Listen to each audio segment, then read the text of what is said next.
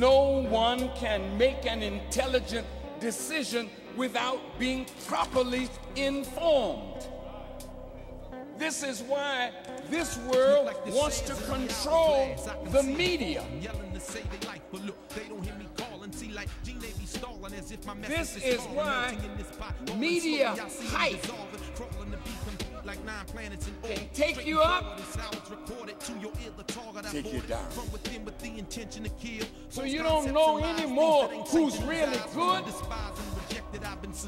because the media can make a wicked man look good and make a good man look evil. That is why. Until the dawn, I can't quit. I'm like Saddam, keeping my eye on Clinton, watching each movie made. Cause every slither he takes sort of reminds me of ivy and poisonous snakes. I feel the pressure, even though it's... Good evening and welcome to the Final Call News Hour. I'm your host, Herman Muhammad. The Final Call News Hour is the partner of the Final Call newspaper and the Final Call online edition that you can visit at www.finalcall.com.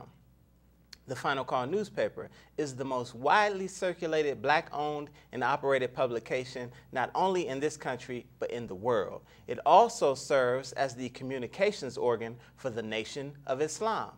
The Final Call News Hour is produced by the Ministry of Information under the direction of Brother Corey 2X.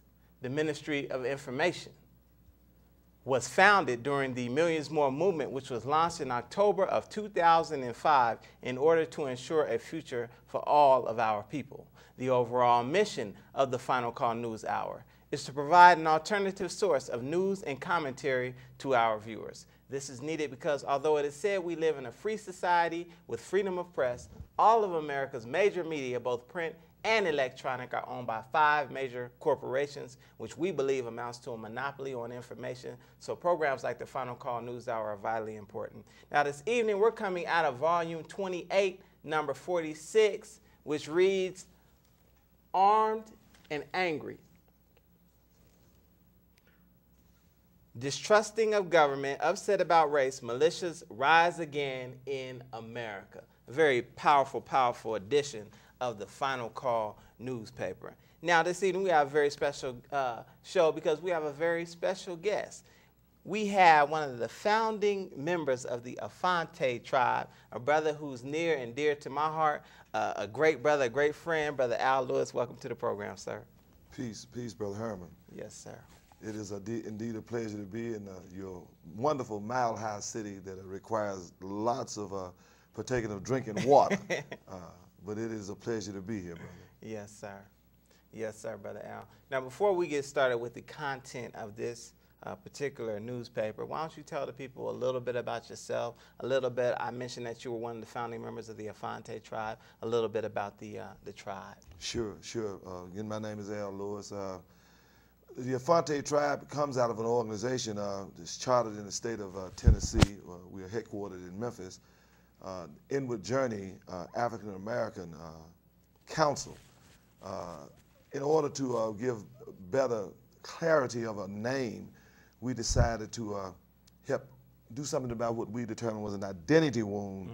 And so we formed the name AAFANTE from an acronym meaning African Americans forming a new tribal existence. Right. And of course, we sponsor an initiation process that we call the Underground Railroad Training Odyssey. As a matter of fact, that's what I'm here for. We just had our 51st Odyssey here in Colorado this weekend. So that's why I'm here. Yes, sir. Yes. And if you could, I mean, just the purpose of taking this sort of odyssey. Certainly.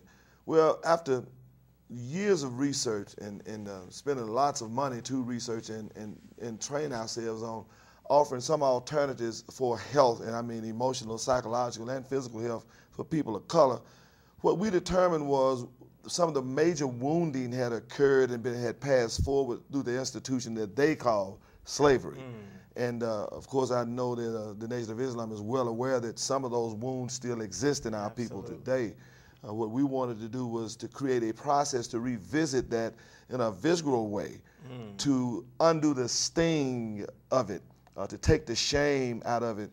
So what we do is we create a ritual plantation and we take people back ritually in time to that land and place of enslavement, and then bring them forward with another intent, a different way of looking at that and honoring our ancestors, not as slaves that we've been told they were, but as people that they were. Right. And so it's a pretty powerful experience to go through. Yes, sir. Now, I take it that the response has been positive. I know because I've actually been on the journey. Yes, we take up to 30 initiates through what I would call a class.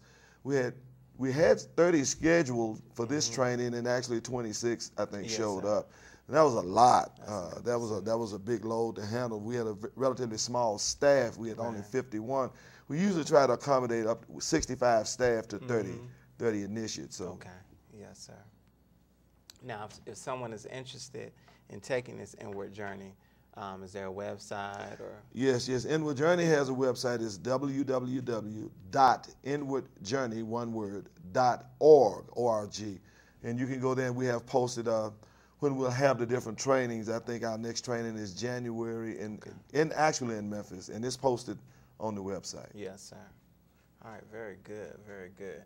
Again, that's www.inwardjourney.org. Correct. If you want to find out more, if you want to take part, and they'd be more than happy to accommodate you, I bear witness. Thank you, brother. Thank you. Now, like I said, the article, the lead article in this edition of the Final Call is entitled "Armed and Angry, Distrustful of Government, Upset About Race, Militias Rise Again in America." And the feature story appears on page 3 of this edition of the Final Call, and it says, "Angry white people are organizing." And it's written by Brother Jesse Muhammad, who's a staff writer for the Final Call, and he writes out of Houston, Texas. Brilliant brother, brilliant writer. I'm going to just read the first paragraph, Brother Allen, and we'll jump right in. "Is having a black man rise to the highest position in the United States, a Latina appointed to the U.S. Supreme Court, and census predictions showing minorities gaining numerical superiority in the next 50 years among factors that have caused a resurgence in an anti-government movement filled with angry whites." And it's talking about a Southern Poverty Law Center report that we're talking about these different groups. Brother, I didn't mention that Al is from Memphis, Tennessee, right? Yes. So you're from the South. In the South, particularly in Memphis, is this something that you've been made aware of in regards to white people organizing and buying guns and things of this nature? Well, actually, not so much of the physical impact, but I target practice as a hobby. And at one time, going to the gun shop, I did notice that there was a limited amount of ammunition available. To my surprise, I know some of the guys that run the gun shop, they were telling me that there was a fear that President Obama was going to reinstate the ban on high-capacity magazines and assault weapons. So people were afraid, and that was the run on it. It has been my experience of being a shooter for some time, is that so-called angry white people, or angry so-called white people, that particular bunch of the militia and things like that, they have ammunition anyway. Right. Usually what you'll see showing up in the gun shops will be people that have been impacted by false fear, and they show up. But I can understand why so-called white people would be angry. I mean, just jumping on that point, I mean, to what, in your opinion, can we attribute this so-called anger? Well, I mean, first of all, let's address white people. I think if we put this in proper perspective, you'll find that those are probably honorary white people. There are very few so-called white people in existence in the United States, and I think that would fall under WASP. Those were the only real, and I don't mean by color, I mean white people, but I think the rest of them were kind of initiated into whitedom, for that matter. And you know, when they find out that there actually is no such thing as white people, that's rather a shock to them. I have evidence of that, but so I can understand why they would be angry if they have invested themselves into believing the political construct of this country is what it was in the first place. And so now that, to their mind, has been some form of upheaval due to the last election. I can understand that, but it's probably predicated on ignorance. Right. Now, you said something, and I got to get some clarity because I know the viewers are going to want to get some clarity. You said there's no such thing as white people. Elaborate on that. Well, I tell you, and I don't want anybody to believe me. I prefer to know. I think knowledge